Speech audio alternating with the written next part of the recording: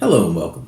Today I wanted to do something a little bit different. I wanted to take you guys on a little bit of a history lesson. Now I realize that sounds utterly riveting, but I think this is one that you guys are going to like. I wanted to talk about the history of the Darksaber.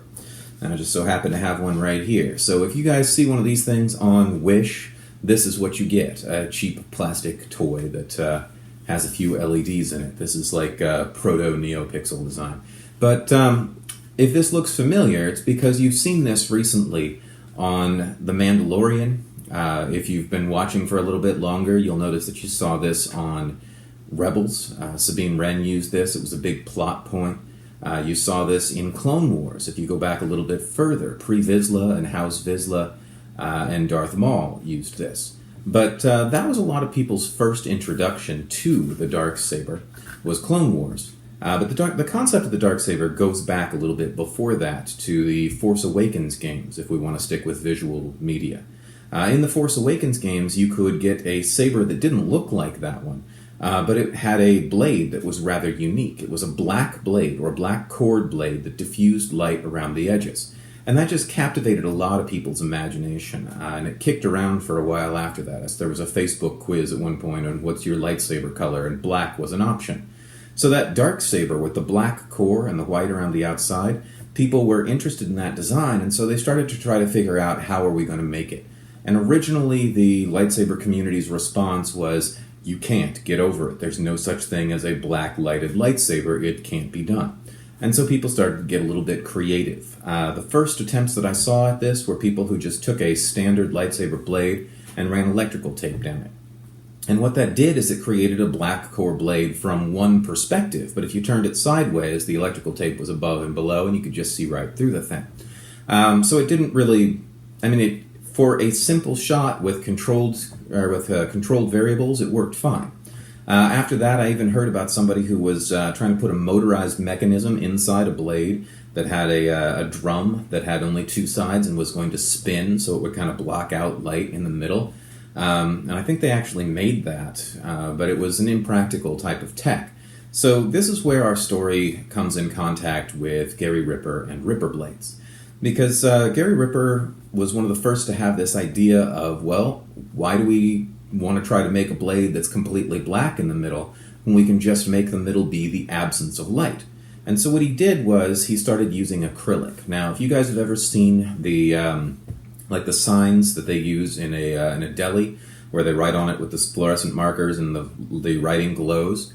That's the same basic concept. If you have a piece of acrylic and you shine light through it, the light just keeps going straight through it unless it's got some reason to come out, some sort of scratch or some sort of dye that diffuses the light and makes it glow. So Gary Ripper started off with a chunk of acrylic, and he started etching lightning and patterns around the outside of it, and he ended up with a black lightsaber blade. Black lightsaber blade, insofar as it wasn't lit in the middle. Now, that first Ripper blade has been lost to time. It was modified by its owner, and it doesn't look like now what it looked like then. But what I do have here is I have the first beveled Ripper blade. So this was circa 2010 that this thing was designed. And I used this in a recent video, but let me just give you a close-up on this. You can see some of the rough patterns etched along the outside there, and you've got a beveled edge here and some lightning down the middle. So what that did was it created a core that isn't lit and diffused lightning or diffused light around the outside. So if you put this on a black background, like my sleeve right here, you end up with a black cord blade. All right, so real early attempt at this, but this was the first beveled Ripper blades design. About a year later, 2011, the original blade, the owner of it, I believe, painted it black and went back through with stuff and tried to clean out the lightning. And so the idea behind that, Gary Ripper picked up that idea and made this. Now, this was the first of his black lightsaber blades, or black dyed acrylic blades. This was a ninja blade design, and you can see that the middle, instead of being see-through, you can't see me through there anymore, the middle is painted black. And on it, we have that sort of lightning etch right there. So let me go ahead and run some light through this. So the idea behind this was we ended up with an actual black core blade, again by using the acrylic and by controlling where the light comes through. So one of the things about these acrylics is the light is coming from the base of the lightsaber down here, and it hits the acrylic on the end. Gary Ripper started putting a little bevel on here so that it conducted the light out. But what you do notice is that the light is really bright here and starts to get dimmer and dimmer through here and then flares at the end. Alright, so this was the first painted black blade. After that, people kept seeing these things and saying, hey, those look great, but I want to duel with them because I really want to smack my friends with stuff like this. And so there was this demand for, yeah, we like the idea that there's a black blade, but you can't take it out and beat stuff with it. And people would do that with their lightsabers. So that led to the first unstable blade. Now, this is circa 2012 as well, right here. This was the original unstable blade. And so what he did was he took the same idea of etching lightning on things as a way to diffuse it, and he applied it to a thick edge polycarbonate blade and etched some lightning on it. This one has a some little protective seal on the tip there to keep it from flying off. So it was made for dueling. Let me go ahead and light that up. A little bit of craft glitter inside. It's kind of hard to get an angle on this. There we go. But we lose the black blade and we end up with an unstable blade, which was also a thing. I'm not going to go into the history of that too much because most of you guys know it. Jagged edges as opposed to the neat edge of a standard lightsaber blade. Alright, so the dark blades led to the unstable blades, and then they decided, and then Gary Ripper tried to see if he could put the two concepts together. And what he ended up with was this. Now, this is the first black painted unstable blade. This is, I believe, the year after 2013. Let me go ahead and check my notes real quick here.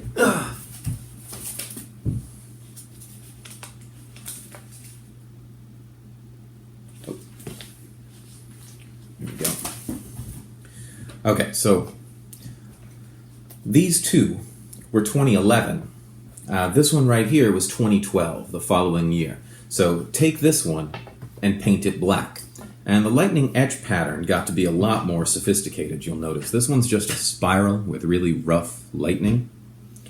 By the time we got to this one, the lightning's waving back and forth and tendriling out, and it looks a whole lot better. And the lightning actually goes onto the tip. I can't fire this one up because this cap over time has become fused to the saber and I'm going to damage it if I try to pull this cap off. But this one is another one that's from about the following year, so it's still a real early design. The original black, this one's actually been through quite a bit, so it's all nice and dinged up too from my use. But the original black was this shiny sort of gloss black. And when you light it up, that's what you end up with. Okay, it's not black, it's more of a purplish, but you do get the idea of the lightning surrounding and crackling through a blade that is not diffusing the light. Alright, so that led to a more modern design, which was the V1. Now this isn't technically a V1, this is something else that I'll talk about. You notice the lightning on this is black. This is something new, but it's going to be a stand-in here for me for the V1 Black Ripper blade. The V1 blade was fine-tuning this original design into something that was shaped like the Darksaber. So we ended up with something like this. You can see through the blade, the lightning diffuses, much like the original did here. Again, that one I just showed you is something different, but it's a stand-in. Eventually that led to the V2, where we combined those ideas. So he started using, instead of this opaque black that we've got here that we can't see through, he started using a translucent black. Now you'll notice you can kind of see through that one, but it's blacked out, and the lightning is not. So you end up with a much more Darksaber look to it. It's black-ish in the middle, though you can still see my hand through it, but it gives the illusion of darkness, and it diffuses on all edges. Alright, both of these designs, he kept working on them, and in the unstable blades he kept working on. The unstable blacks, he started using a different dye that's more of a matte and less of a glossy film. He started putting different films in the middle. This one is a pearl, so it's got this translucent film in it. This one had standard blade film, and over time, to keep the film in and from bunching, he started using a little gasket in here that's basically blade stock but of a smaller size. And those things evolved into reds, blues, purples, greens, etc., and eventually all the way down into the photon. Now, if you're not familiar with photon blades, I've done a review on these things before in a little tutorial, but a photon blade is a fluorescent green blade so that it reacts with blue light. White light, not so much. It's kind of a green, but you put some blue through that. Let me get some blue here.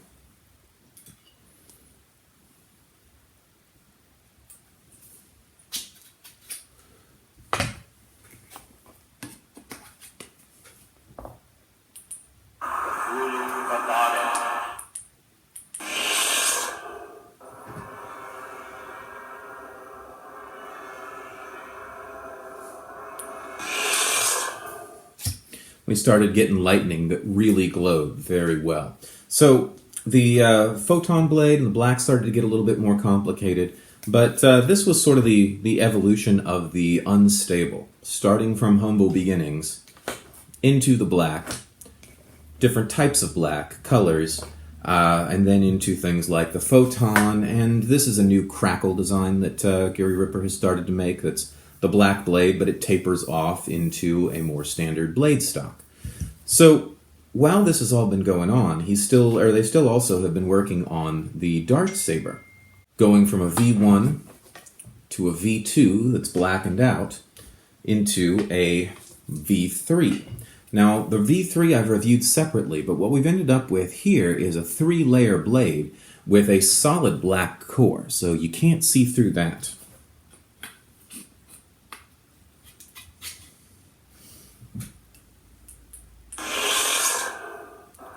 That glows around the edges. The interesting thing about this one that you saw in the individual review of it as well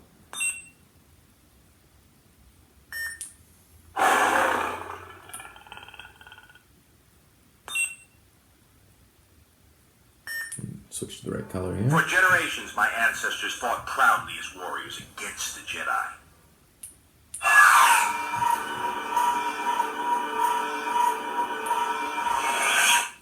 So the interesting thing about these flat blades is they give you the ability to pull off different lighting effects. What you just saw there was a tri-tree unmixing. If I just run a white through this, it looks like that. All right, so this is the black V3, and this is Ripper Blade's current model as of the time of this filming. This sort of brings you up to present on this. There have been a few other steps along the way. These haven't just been black blades. They started making sword blades, rapier blades. This is a little bit of both over here. This is a twisted blade. This is a round, twisted acrylic with lightning on it. So a lot of different varieties, but all stemming from, again, this idea of controlling where the light diffuses. Lately, they've even branched into NeoPixel. As people are getting more into NeoPixel blades and the technology is taking off, embedding LEDs in a dark blade, and again, controlling where the diffusion happens, we've ended up with stuff like this. Now, he's making these in the Darksaber blade style as well. So, you can see that what started off as a, wouldn't that be interesting to have that blade, and then the entire community kind of shutting people down and saying, yeah, it would, but it's not possible. The black blade went from becoming a joke to becoming something that has just taken off, and there's all different types of it. And most of this is thanks to, all of this development that you see here in front of me is thanks to Gary Ripper and Ripper Blades. So I wanted to just take this moment to, since they've been in business now, and like I said, this was, you saw this 10-year Facebook retrospectives happening online. This is your 10-year Ripper Blades retrospective, taking you from 2010 to present. Here we go. 2010 to present.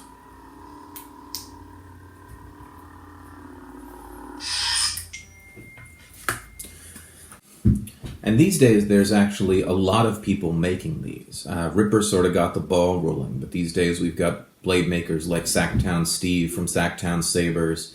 Kyberlite made a version of a couple of these. There's a few of them kicking around on Etsy from various people. So this idea that started off as a sort of joke at everybody's expense, where, oh, you want a black saber, well, that's super nerdy of you, but you're never going to get one, turned into a thing that actually exists, and then over the last decade has refined itself into something that's pretty interesting.